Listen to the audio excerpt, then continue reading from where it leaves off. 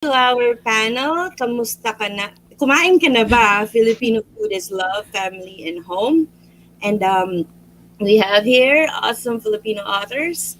And we're going to try to do it a little bit differently because we want everyone to participate. So while we're having the discussion, we encourage you to leave comments and your questions in the comment box for us so we can answer it as we go along, and that way you can be participating in the conversation. So let's start with introductions. Marie. Hello, everyone. I'm Miranda Cruz. I am the author of Everlasting Nora. It is a middle grade novel set in the Philippines about a girl who becomes homeless and ends up living in Manila North Cemetery. Well, I'm Gail D. Villanueva. I am the author of Sugar and Spice and My Faith According to the Butterfly. And I'm based in the Philippines. So it's morning where I am. So, Roselle? Hi, I am Roselle Lim, and I've written Natalie Tan's Book of Luck and Fortune and Vanessa Yu's Magical Paris Teashop. Okay. Hi, I'm KS Villoso. I'm the author of The Wolf of Orangero, which is an adult fantasy kind of based off pre-colonial Philippines. And it's about a queen who goes in search of her husband and, stuff happens while they're eating. That's the exciting event. That's the best description. Stuff happens. Around the eating. Okay. Yeah. All right. Hi, everyone. I'm Mia P. Manansala, she, her, and I'm the author of Arsenic and Adobo, my debut novel, which came out last week. Thank you. So it is an adult culinary cozy mystery, which means that it's light, it's humorous. There's no on-the-page graphic sex, violence, or swearing or anything like that. It follows my protagonist, Lila Macapagal, a young Filipino-American woman from the Midwest, who is from a small town, moves to the city to make big things happen. Things fall apart. She moves back home to save her auntie's failing restaurant. And while there, her vindictive ex-boyfriend is the town's food critic. He dies mid-meal at her aunt's restaurant, and she becomes the main suspect. Yay. Hi, everyone. This is Tiff Marcelo. I am in the DC area, so it is Eastern time with Roselle. I think she and I are both in Eastern. My most recent book is In a Book Club Far Away, but for this panel, I'm going to be joining in with It Takes Heart, which comes out on August 10th, and it is about a family, last name Puso, who it's a set of 4 siblings that own a heart-shaped couples resort. And, the resort promises happily ever afters to couples, but actually the real drama is behind the gates itself. Interesting. Hey. All right, let's start with the first one. I think this is the most basic question. What does food mean to you? Like, if you can tell us, a little significant memory about food and family that you've experienced, and why do we associate food with family so much, especially in Filipino culture? And, do I go first? Yes, please. Well, food for me is comfort. I mean, I love food. I love to eat. I would say it's comfort and family, because a lot of family gatherings are centered around food for me and for many, many Filipinos. One of my favorite memories is when I was growing up in the Philippines is I would go to my grandparents' house on Sundays in the afternoon, and all my cousins would be there, and we would have merienda together. And it would be, tiny pandesals with whatever my grandmother had lying around, whether it's peanut butter or just butter or even mayonnaise. Guys, that's actually a really good combination if you haven't tried it. And coffee, of all things. yeah, I was always interested in coffee as a kid, and when I went to my grandmother's house, we were allowed to have coffee, so that was great. I was 12 at the time, and so that's one of my favorite memories surrounding food, especially my grandmother's house. It was always, so much fun, to be there and to eat with all my cousins. Actually, the meaning of food to me is very similar to what Tita Marie says. Sorry, how did I call you Tita? I feel like I'm disrespecting you if I call you Marie. Oh, that's anyway, fine. You can all call me Tita. I think I'm the oldest one. We met when I was in LA. So you better call me Tita. Just kidding. Okay, go ahead. Yeah. Anyway, the idea of food for me is like, it's also a comfort, and it also brings back like memories of like spending so much time with my with a clan. Basically, I call it a clan because it's like on my mom's side of the family. My mom, when she was alive, I remember my mother. They were four in the family. My mom is the youngest. She's the only girl. And all her brothers are older than she is. And all of them are married. So I remember every Sunday after Mass, my grandmother, if it so happens that my uncles would visit, my grandmother would force everyone, including my mom, who isn't exactly the most religious person in the world. She would force us to go to Mass. And then after Mass, I think it was more like a bribe. Like after Mass, we would have like this get together at Max, and my grandmother is gonna pay for everything. It's basically that. It's like we're just enjoying it. We don't really care. Like, okay, it's just the sacrifice. You just need to like go through 1 hour of Mass, and then after that, you're gonna have fun with all the chicken that you want to eat. So yeah, that's actually the best memory I have of food, is that spending a lot of time with my cousins, and probably the going to church kind of thing. But I do kind of associate going to church with the after Mass dinner. Isn't that a thing though? You say you'll have friends who will say, "Sige na, let's go there. There's food afterwards." yeah, okay, let's go. The funny thing, it happens even during wakes. Uh-huh. I mean, I'm sorry, like the wakes here is like, you're gonna have like buffet. I don't know, like that was pre-pandemic though. Like, I remember going to a wake, and like my husband, he was like saying, Don't eat dinner yet because we're gonna have dinner at the wake." And I'm like, "Are you kidding?" We're gonna go there for a friend, not because we're gonna have dinner. So anyway, Roselle, go ahead. Oh wait, we have a question from I was gonna say, can I answer that question? 'Cause Sure, it's kind of yes. tied in. So the question is, what is your favorite Filipino ulam during your childhood? What snacks do you always buy at the sari-sari store?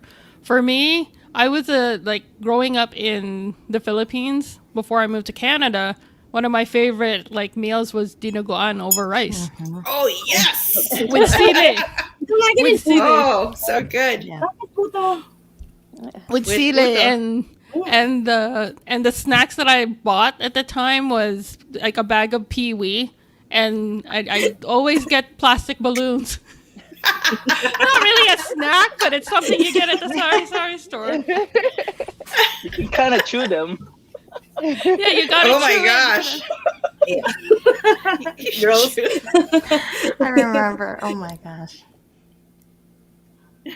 Is it my My turn? mom didn't exactly like it whenever we do that. Like, you put it in your mouth and then like, you blow it like a gum. I can still taste it. Like if I if I just sit here. Smell, right? I Like the can- smell just kind of strong stays there. smell. Yeah. Yeah. Right, go ahead, Kay. Go ahead, King. I think my favorite ulam was the adobo my dad used to make.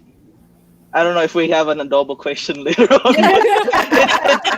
So adobong Bicol is more garlicky and just salt. Like I think they call it adobo sa asin. Mm. And as for snacks, does anyone remember Pritos rings? Oh yes, yes. It's those spicy ones. Yeah, those are good. Yeah. You like the spicy ones. Yeah. I'm always like a cheese girls kind of girl. And then when I'm done, it's gross. Yeah, like powder hands all covered with the cheese. More of a shrimp chips person. So for me, like that's one of my favorite snacks as a kid. But not like the ones that look like little fries. I mean, those are fine, like those crinkle ones. I like the ones that are kind of like more like slightly rounded. Like they had like the sour cream and onion flavor and like a cheese flavor. So they had like the shrimp chips were always one of my favorite when and then so like I guess the question was like what does food mean to you? So I was born and raised in Chicago. Majority Latinx, working class neighborhood. So unlike, it seems like many of the panel, I didn't really have a Filipino community growing up. I had my family. And I grew up in a multi-generational household. So it was my maternal grandparents, my parents, me, my 2 younger brothers, my 2 cousins.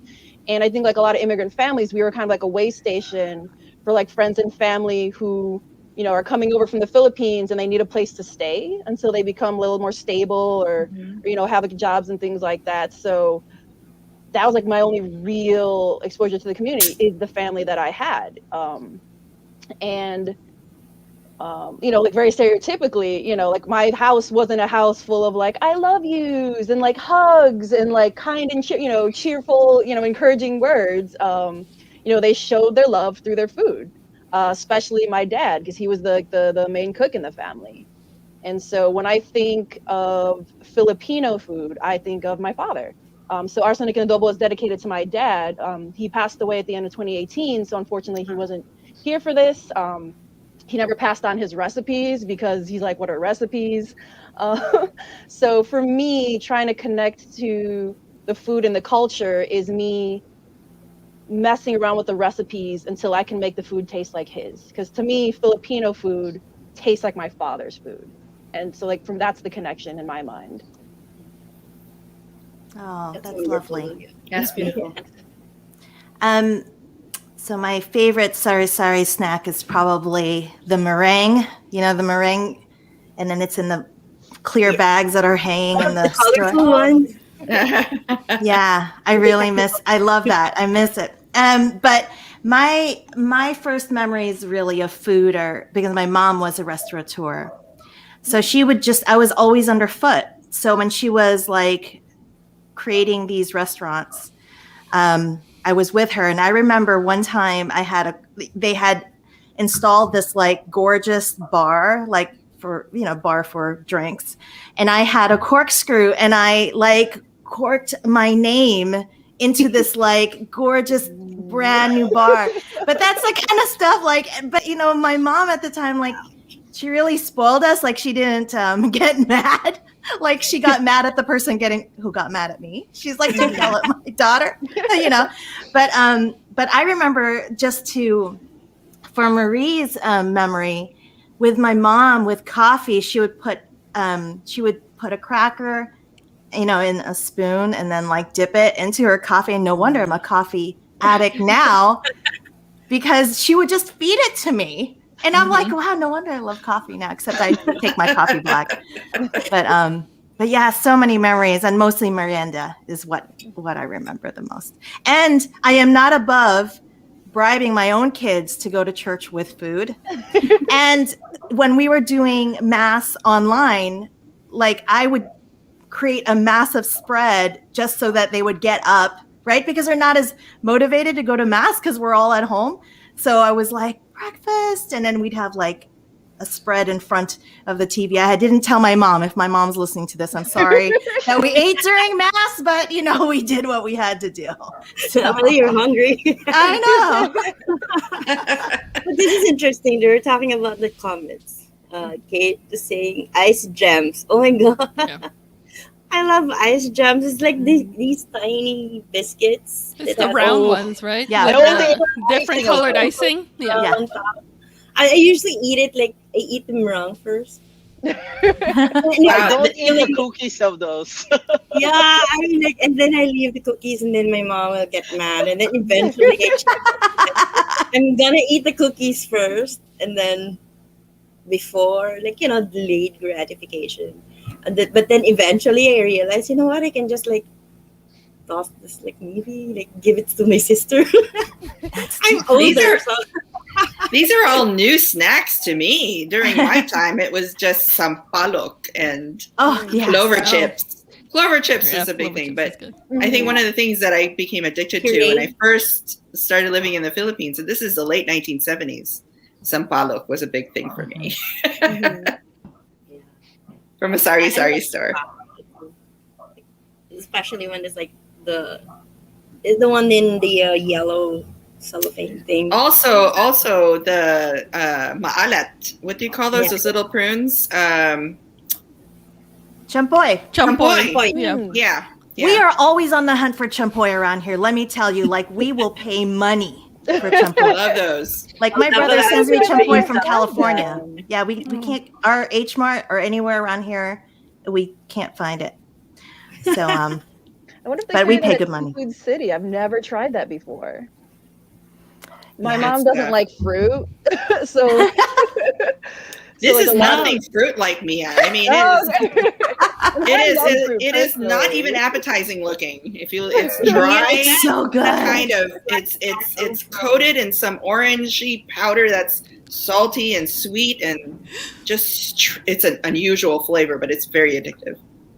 This one is interesting. Like Ligia says, just had a flashback of pulveron. Oh my gosh! Yes. I used to choke on that because I would get so excited. Do you know what I mean? And like now I know how to say. Don't inhale when you eat it.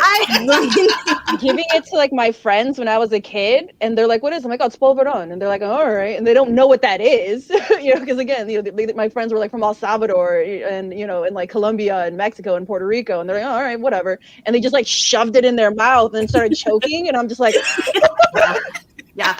Like I almost killed my friends because and they're like, "What is this?" And they're like coughing out powder, and I'm just like, "It's delicious. It's milk." I remember like, you're Spanish speakers. You should know what polvorón means. Come on, people. The funny thing about it is that if you talk, well, your mouth is so full of polvorón, you're basically just it's the powder coming out.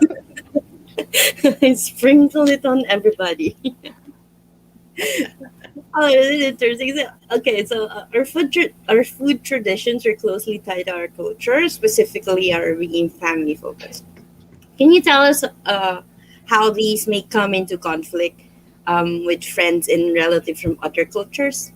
Like, especially, I think this is like very particular for all of you guys there in diaspora.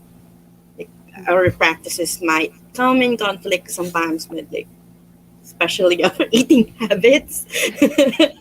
Like, and you start like not exactly in conflict, like in the earlier iterations of My Faith According to the Butterfly, I had to like delete, I think, a chapter's worth of Sab just eating different scenes that would probably make up a whole chapter of my main character just eating, just eating. And there's like really no point to it. She's just eating. And my editor was like saying, I think she's eating here and she's eating there, and there's really nothing going on, so maybe we can take it out or something. I mean, the story is so much better with it, but it kind of like told me exactly that how the kind of like obsessed we are with the idea of like eating, and it shows in our writing, and I find it kind of interesting. And I don't know, like, what do you guys think about that?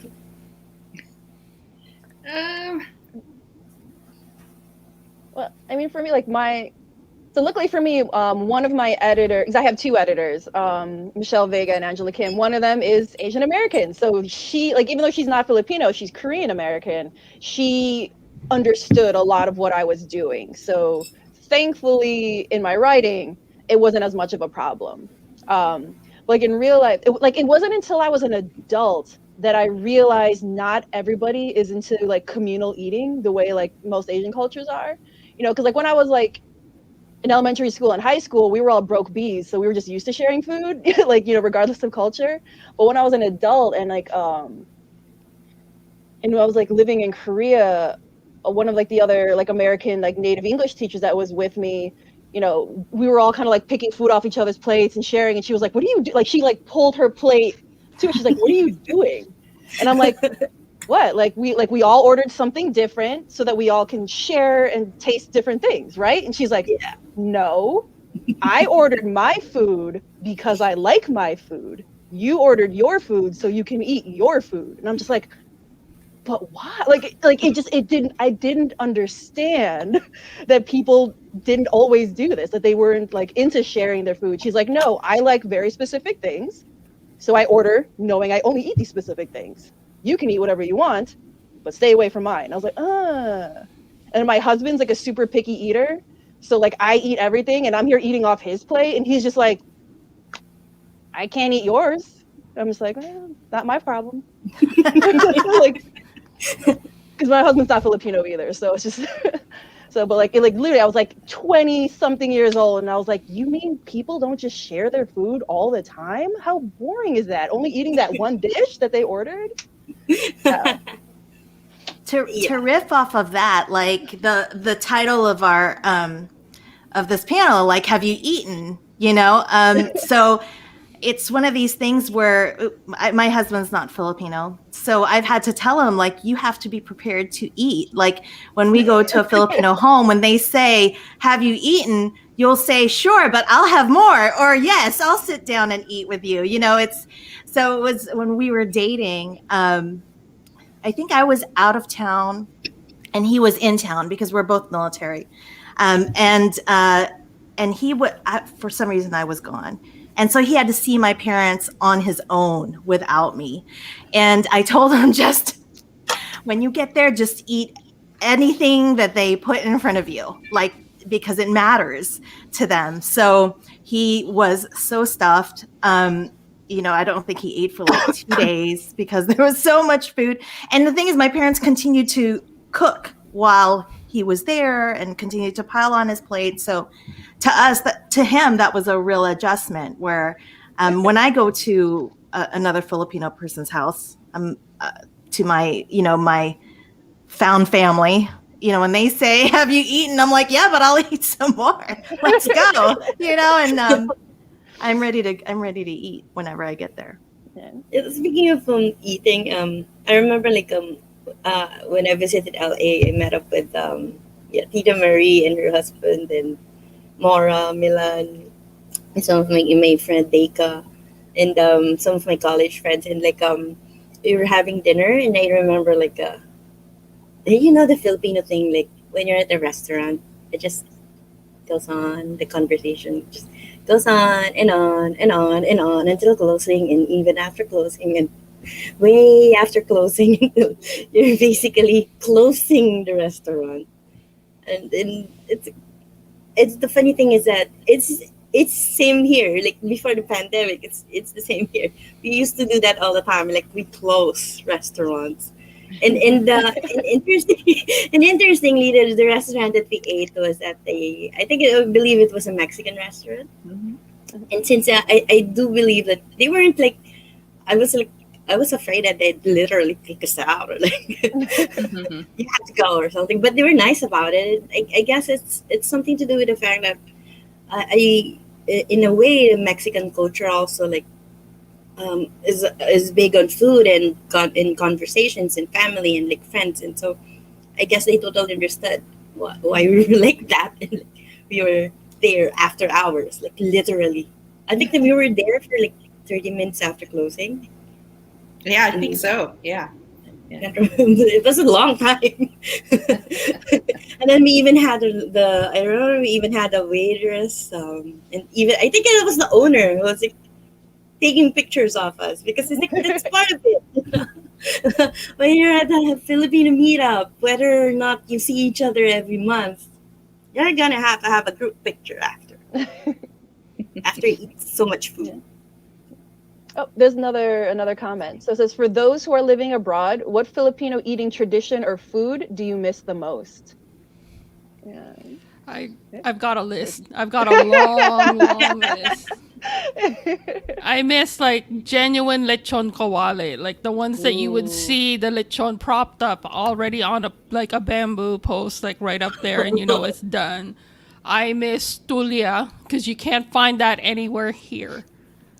And my Lola would cook the tulia with bawang and soy sauce, and she'd steam it. And you can't find those baby clams here, or even the long razor clams that I don't get to eat as much. I mean, the last time I went back to the Philippines was, goodness, like over maybe 15 years ago. And when I went, I made sure that I brought like clothing that is how many sizes bigger than I am.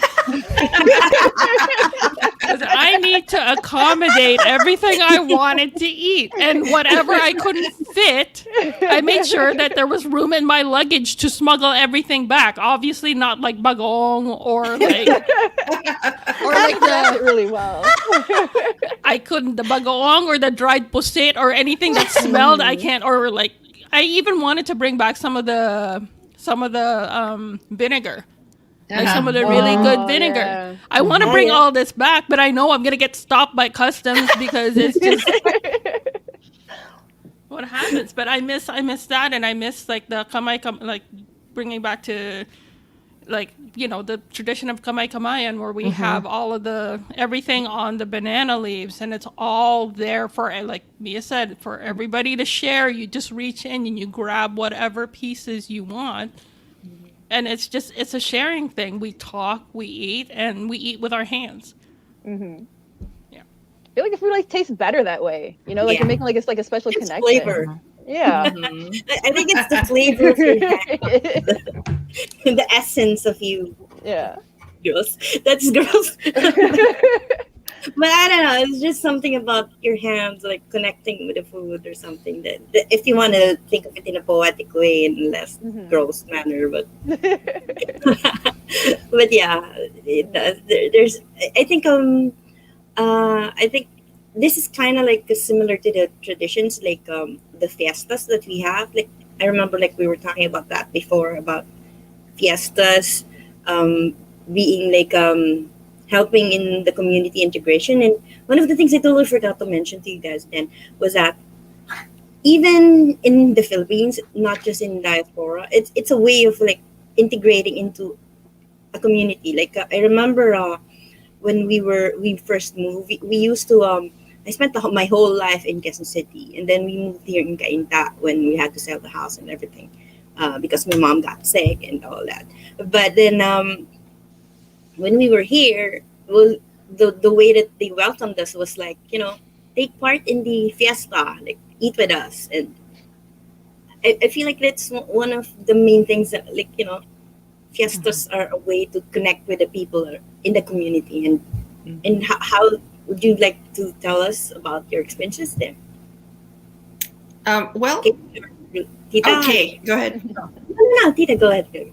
Oh, okay. Well, I was just going to share a memory of when I was, because my dad was in the Navy and he retired in the late 70s. And that's when I moved to the Philippines when I was 12.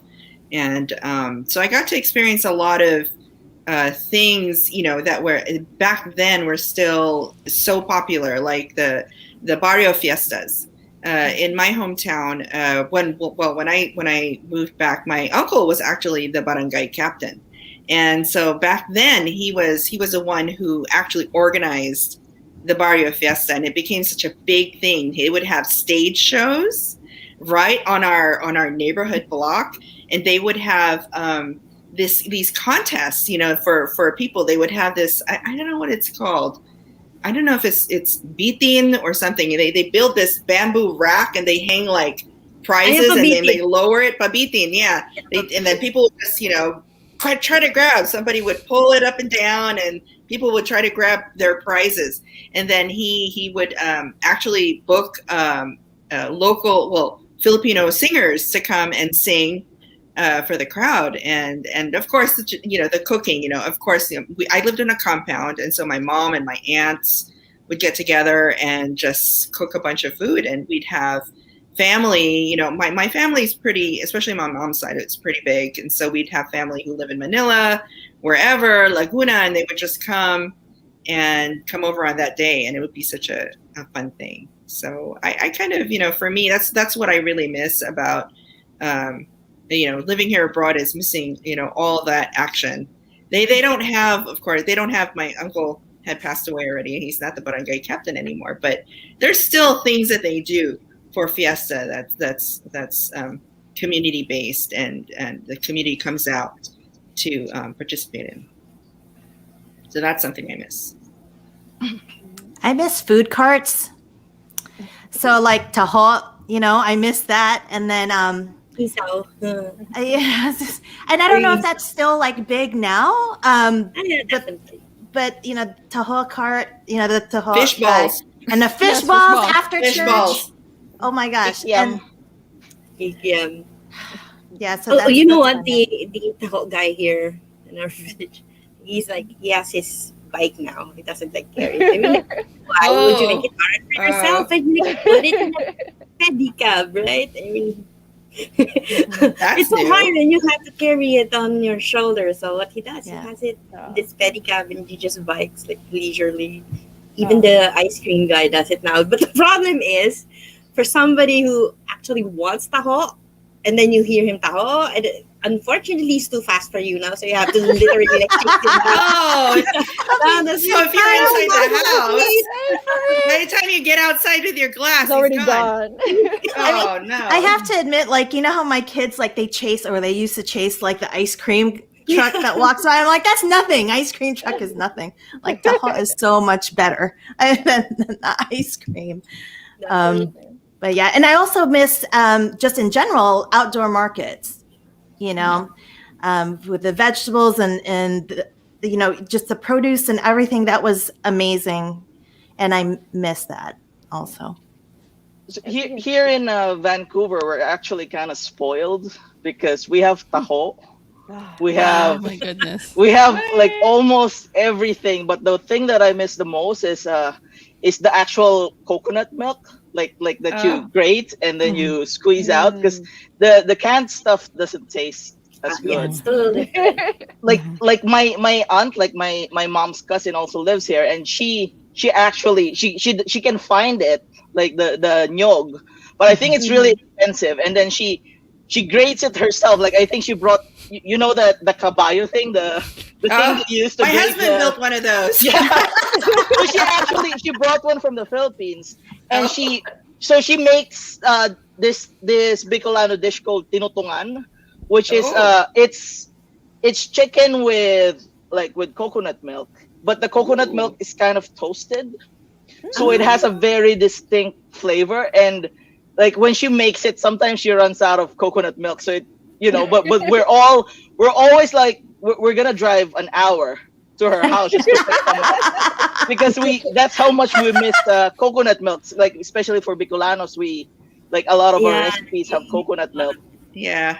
But otherwise, going back to the conversation about sharing, that's the thing that I find like really, like it was a culture shock for me, because most of my friends here are Filipino, so we have like this big community of Filipinos, but we moved to a very white neighborhood, and so sometimes we would go to like a neighbor's place and the kids would play, and the thing I found weird is that like the food there would just be dip or like chips. So my husband and I have started pre-eating. Like we would eat before we would go to their party, because like you're gonna be there the whole night. It's just gonna be like, it's dip, it's vegetables. Kabag, you're gonna get kabag. What do you call that in English? Sorry, kabag. Gas. Yeah. Sometimes we would bring food to them, like we would bring chicken wings or something, and then they wouldn't finish it, so they'd ask us to take it back. Oh. Yeah, among Filipinos, we don't do that. No, we leave our food. No. So the one time we actually invited them over here to have, like, we were having an actual Filipino party with like pork belly and stuff, and like their eyes were like, is that a whole slab of pork belly? Yes. That's so true, Kids you know. party, yeah. That's so true. I've had a few birthday parties for my kids and invited my neighbors and some friends from work, and they were all pretty astounded by the spread, you know. But I go, but you don't understand. My family's coming over. We have to have food, you know, and there has to be more food. Yeah, there more food because you want to be able to say, "Oh, take some home." You gotta take a plate home. You gotta take some food home. They have this thing where like you're gonna go to a kids party and only the kids are eating. The grown-ups are not eating. I don't think I've been to something like that. The first party I went to, and I was just like, "This is it? How do I take a plate home?" And my husband was like, "What are you talking about?" I was like, "What do you mean?" Oh, I have a thing. This is with regards to the varying traditions or challenges in the diaspora. My sister-in-law's then her fiance, and this is the 90s. When my mother-in-law, she first came to the States to live, and then my sister-in-law's fiance would come over. He was vegetarian. So that's like, what? My mother-in-law was like, and this is nowadays, you know, there are vegetarian Filipinos, which is cool, you know, and in the Philippines, they even have, you know, vegan recipes, believe it or not, you know, Filipino dishes. But in the 90s, it was unheard of, you know, and she's like, what do I do? What do I make? You know, I mean, all he can really eat is the bibingka, you know. So she'd make a really big one for him. Okay, here, you can eat this. And it was like really hard. I felt so bad, you know. And then my sister-in-law would try to help her, like, okay, no, you can make pancit. Just don't put any meat in it. And she's like, what?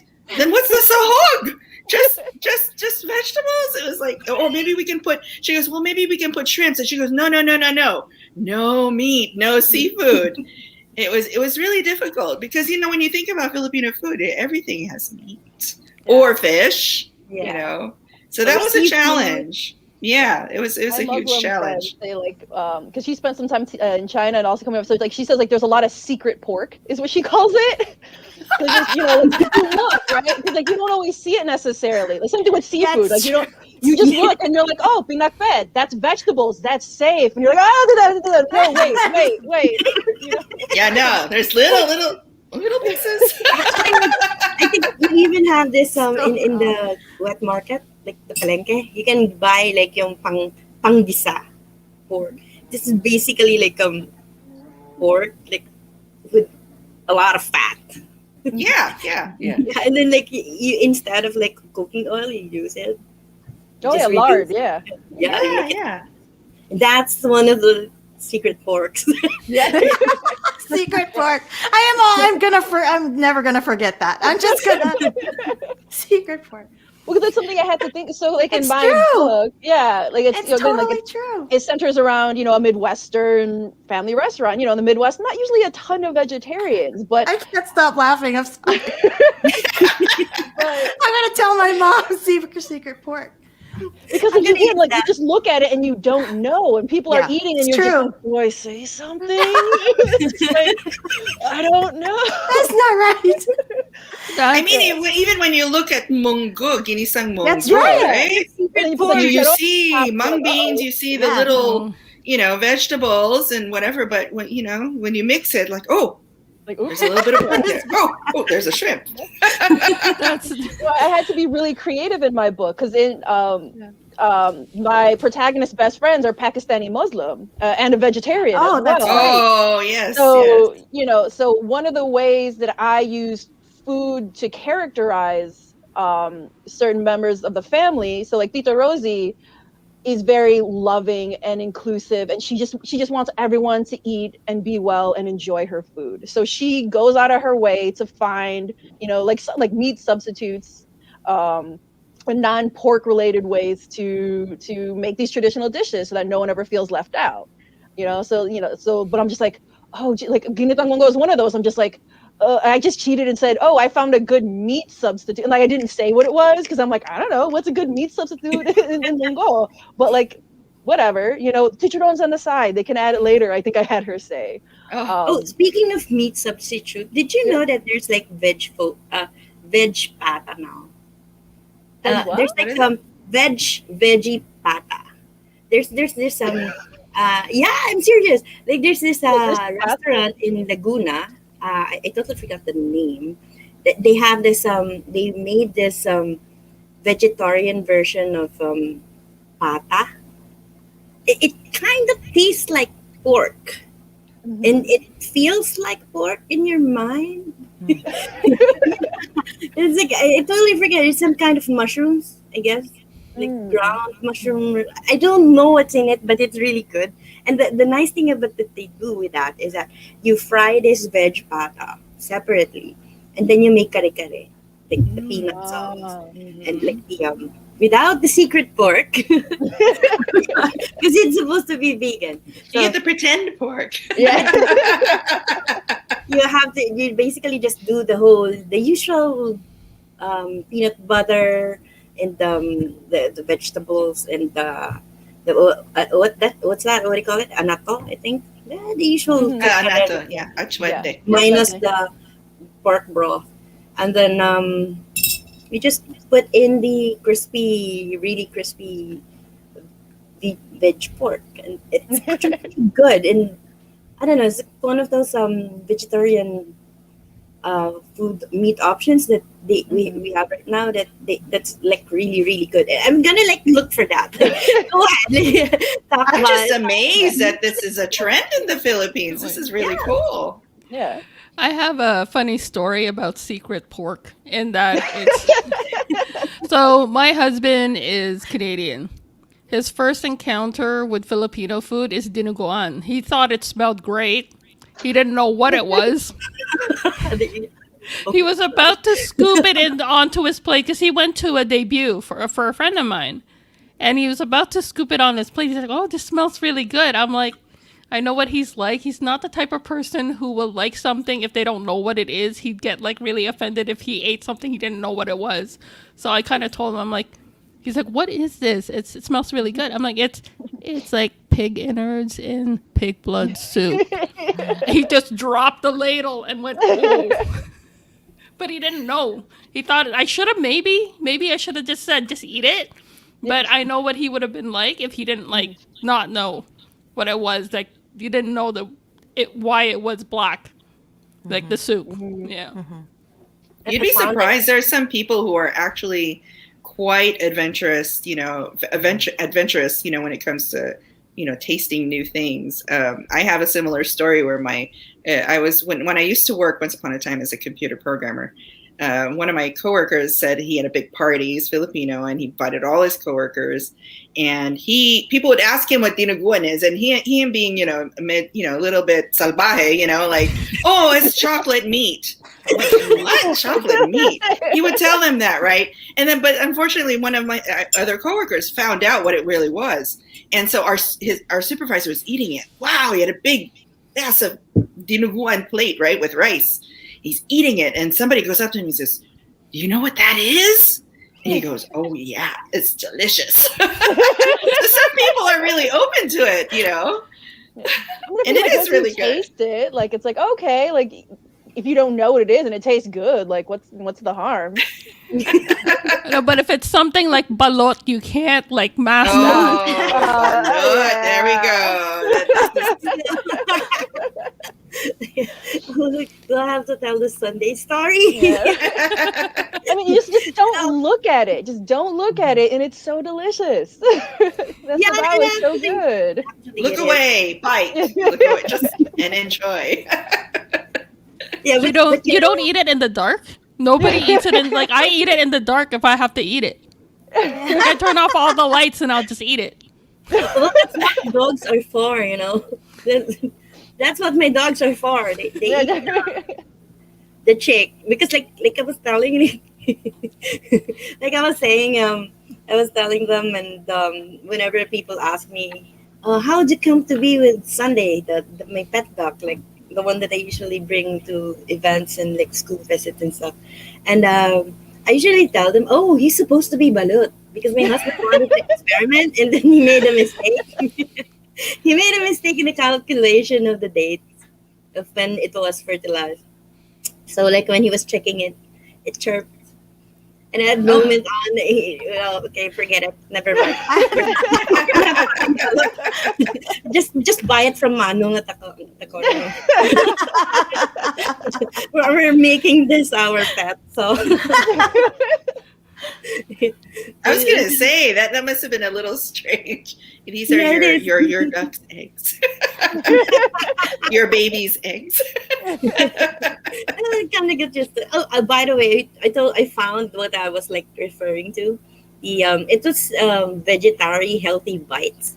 That's the name of it. It's there. I put it in the chat. I'm not sure how to leave a comment in the public comment.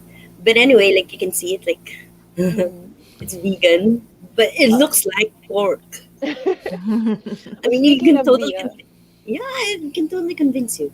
So like, yeah, since we only have like around 15 minutes left, but this is something that I need to ask everyone. How do you like your adobo?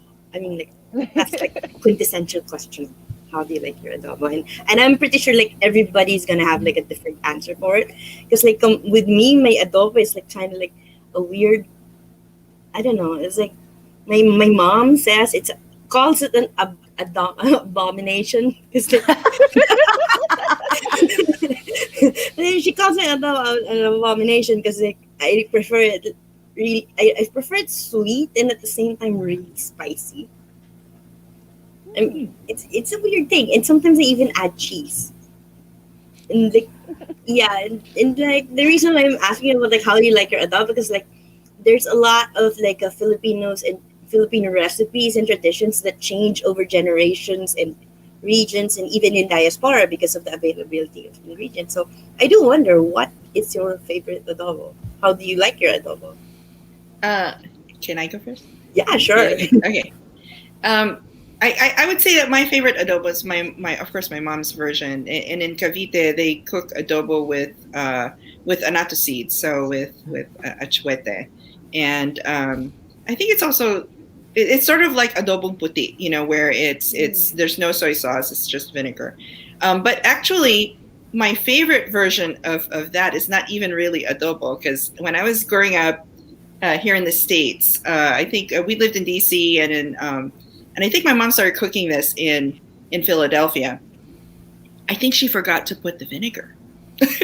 And it came out as just chicken and soy sauce. And then my mom just called it, oh, it's manok sa toyo, because I think she ran out of vinegar. And she just cooked it with soy sauce and garlic. It was so good. And I liked it so much. She just kept cooking the same thing. So in a way, that's kind of like, it's not really adobo, but it's my favorite version of my mom's a mistake adobo. Roselle, I'm interested. I have two. One favorite that I really love is adobong pusit. Oh, yes. Yes. So that one's one. And the other one that my Lola makes is adobong manok, but with iklog. With the hard-boiled iklog and patatas.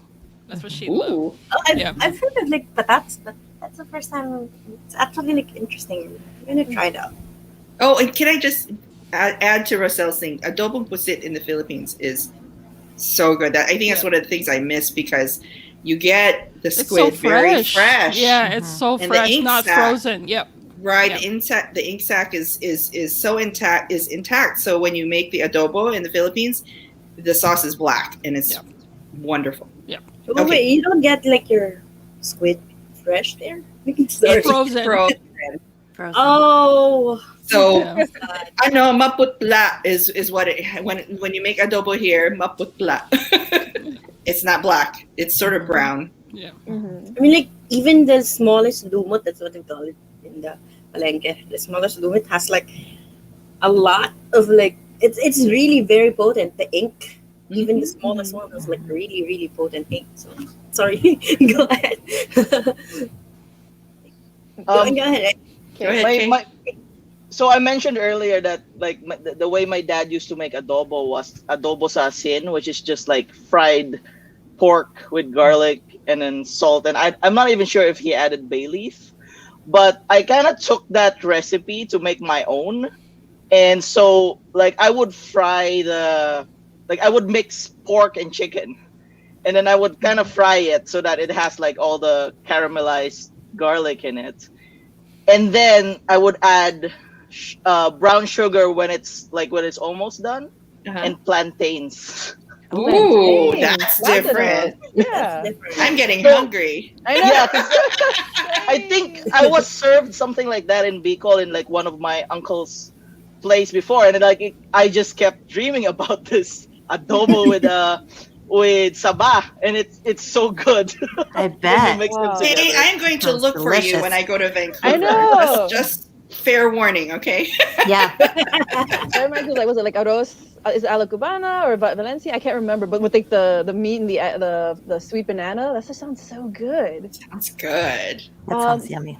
For me, I don't know how I completely forgot until Rosie said it, but yeah, adobong pusit, like my dad used to make it all the time when I was a kid. I think he probably went to like the Chinese wet markets, like, you know, here in Chicago, you know, with the tiny little pusit, they're like this big, and oh my God, I'm never gonna make that. I already know. It's just like that's a memory that's gonna have to live on because I'm probably not gonna be able to find it either. So that would probably be my favorite.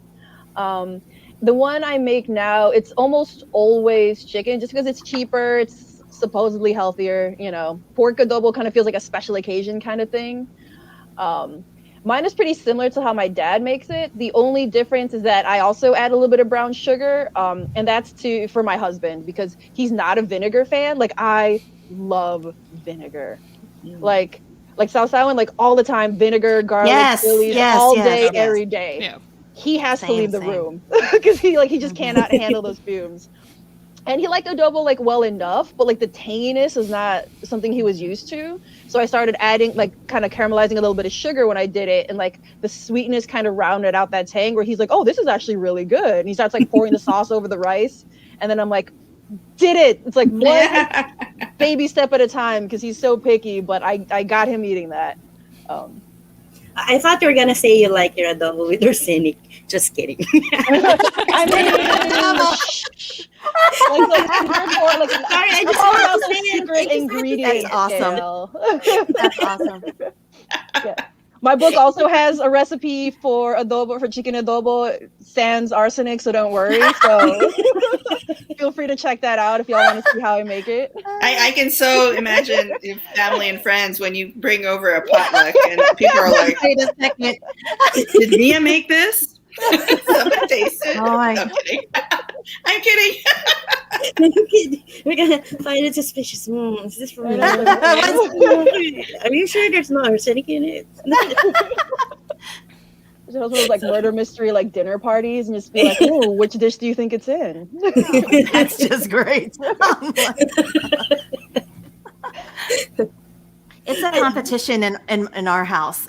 You know, my mom has her adobo, which is with this. It's the standard with soy sauce and vinegar and garlic, but it ends up being oily. So it's an oily adobo at the very end. And then my dad, like what my mom calls his an abomination of like a combination of things. And he doesn't even really say what's in it. I think he just wants to do it better. I don't know.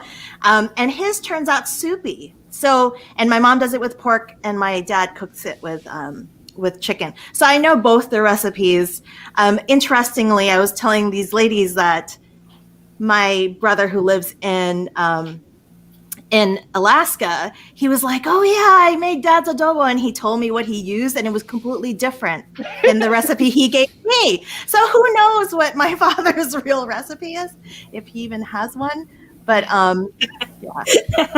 So we're I don't know what's going on. All I know is that my mom says, oh, that dad does it wrong. And, you know, my dad says, oh, mom does it wrong. So we just cook both. Competition. It's a competition.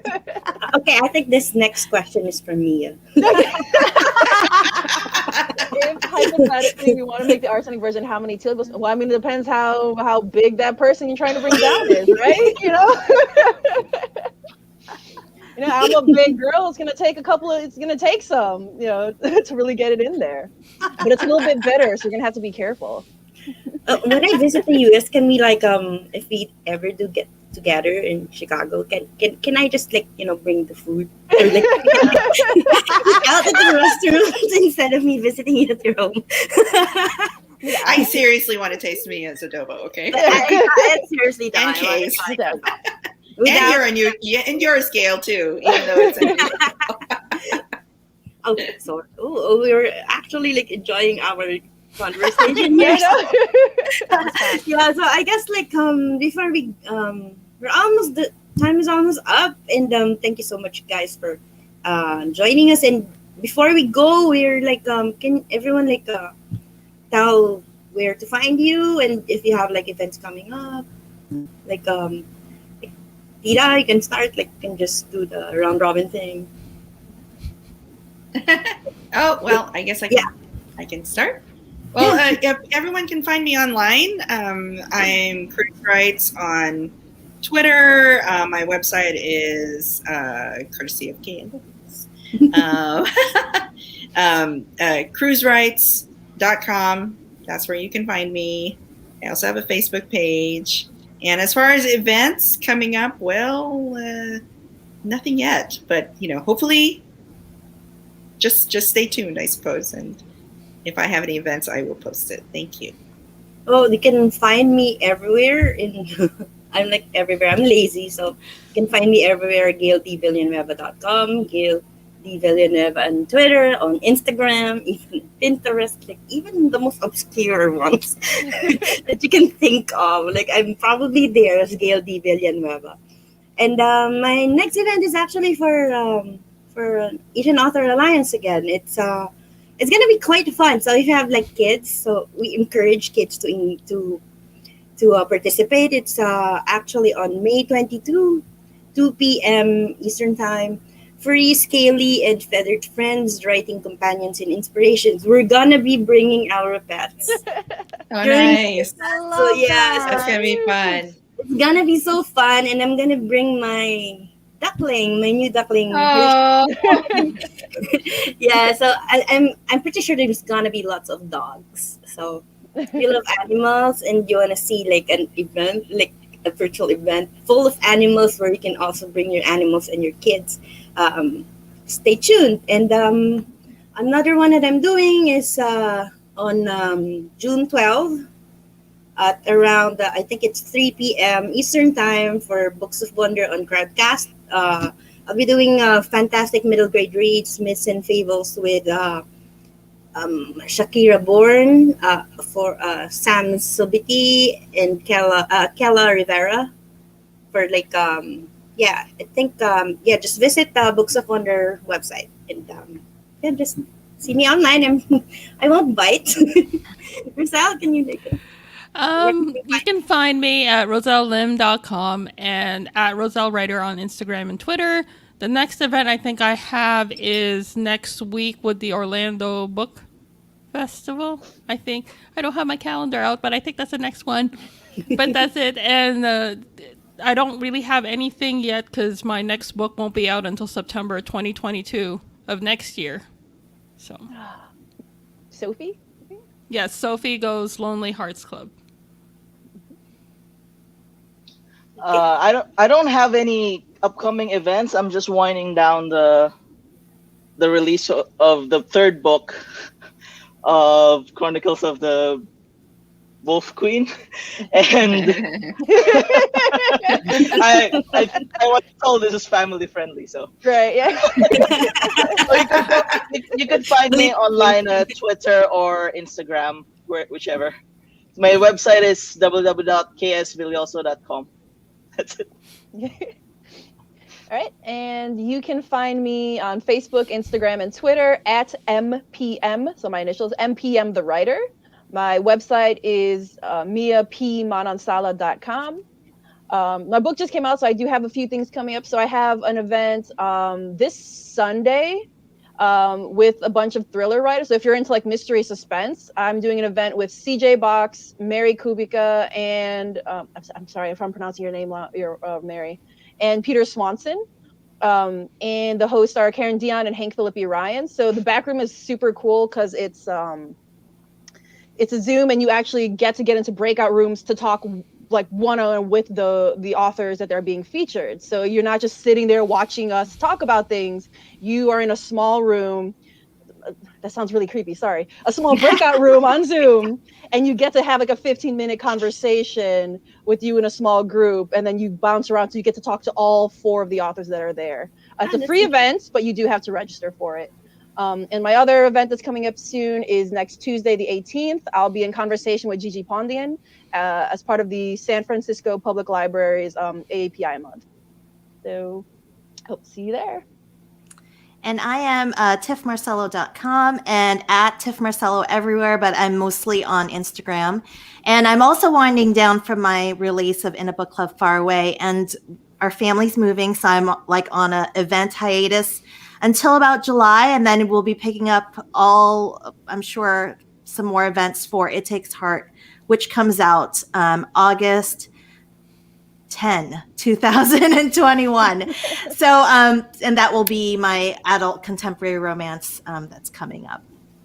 So Can't wait for all of that. I'm going to try to watch all your events, considering if it's like feasible in terms of time zone. So anyway, like, thank you so much everyone for like staying tuned and participating in our discussions. It's been so fun. Like, we totally forgot, like, yeah. Our moderator literally has to put it on the screen. 5 minutes left. So Thank you everyone for tuning in. Thank you. I see all the wonderful comments. I wish I could read them all. It looks fabulous. Everyone's had fun in there. yeah, have a nice day too, everyone.